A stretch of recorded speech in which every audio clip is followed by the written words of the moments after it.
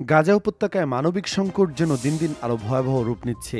একদিকে জরুরি ঔষধ ও চিকিৎসা সরঞ্জামের ভয়াবহ ঘাটতিতে ছড়িয়ে পড়ছে মারাত্মক শ্বাসতন্ত্রজনিত ভাইরাস, অন্যদিকে যুদ্ধ পরবর্তী গাজা পরিচালনা নিয়ে আন্তর্জাতিক রাজনীতিতে বাড়ছে নতুন উত্তেজনা। স্বাস্থ্য বিপর্যয় আর কূটনৈতিক টানাপোড়েন, দুই সংকটই আজ বিপর্যস্ত গাজা। ইসরায়েলের অবরোধের কারণে জরুরি ঔষধ ও চিকিৎসা সরঞ্জাম ঢুকতে না পারায় গাজায় দ্রুত ছড়িয়ে পড়ছে একটি ভয়াবহ শ্বাসতন্ত্রজনিত ভাইরাস।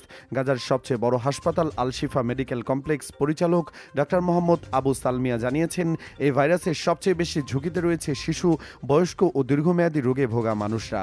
তার ভাষায়, গাজার স্বাস্থ্য ব্যবস্থা এখন এক নজিরবিহীন ধসের মুখে। চিকিৎসকদের মতে, ভাইরাসটির উপসর্গ অনেক সময় 2 সপ্তাহ পর্যন্ত স্থায়ী হচ্ছে। উচ্চ জ্বর, তীব্র মাথা ব্যথা, শরীর ব্যথা এবং বমির মতো উপসর্গের পাশাপাশি অনেক রোগী নিউমোনিয়া আক্রান্ত হচ্ছেন। টিকাদানের অভাব, তীব্র অপুষ্টি এবং যুদ্ধজনিত মানসিক আঘাত পরিস্থিতিকে আরও জটিল করে তুলছে।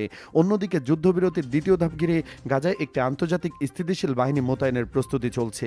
তবে ইসরায়েলের প্রধানমন্ত্রী বেঞ্জামিন নেতানিয়াহু স্পষ্টভাবে জানিয়েছেন, এই বাহিনীতে তুরস্ক ও কাতারের সেনাদের কোনো স্থান দেওয়া হবে না। তার দাবি, যুদ্ধ পরবর্তী গাজা পরিচালনায় এই দুই দেশ কোনো প্রভাব বিস্তার করতে দেওয়া হবে না। নেতানিয়াহু আরও বলেন, দ্বিতীয় ধাপে হামাস এবং পুরো গাজা উপত্যকাকে নিরস্ত্র করার পরিকল্পনা রয়েছে। যদিও কোনো কোনো দেশ এই আন্তর্জাতিক বাহিনীতে সেনা পাঠাবে, সে বিষয়ে এখনও স্পষ্ট ঘোষণা আসেনি। জানা গেছে, বাহিনীটির মূল কাজ হবে গাজার সাধারণ মানুষের নিরাপত্তা নিশ্চিত করা এবং নতুন পুলিশ বাহিনীকে প্রশিক্ষণ দেওয়া।